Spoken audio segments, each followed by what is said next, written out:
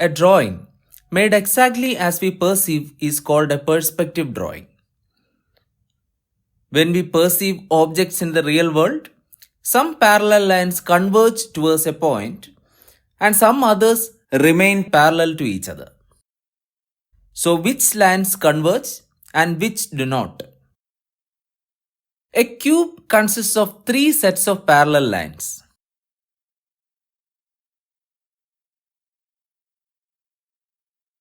When you look at the cube perpendicular to one of its faces, the sets of lines which are perpendicular to the line of sight remain parallel to each other in the image you perceive.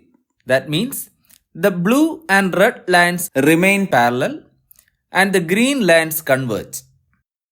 This is what you see if the cube is a wireframe cube. The point of convergence is called the vanishing point. The vanishing point is located at the eye level of the observer exactly in front of his or her eye. This kind of perspective with only one vanishing point is called an on-point perspective.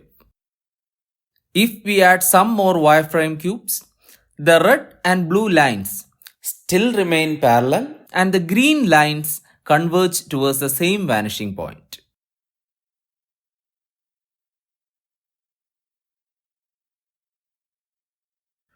When you look at the same cube, but from an inclined angle, the only set of lines that is perpendicular to the line of sight is the blue set. So the blue lines are parallel while the red and green lines converge.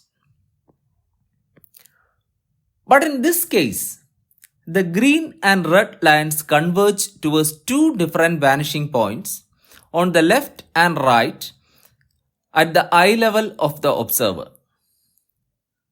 This is called a two-point perspective.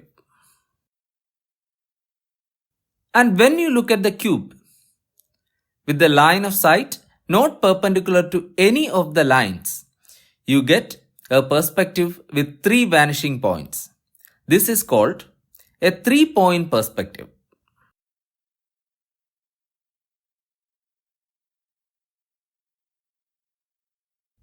These are some examples for different types of perspectives.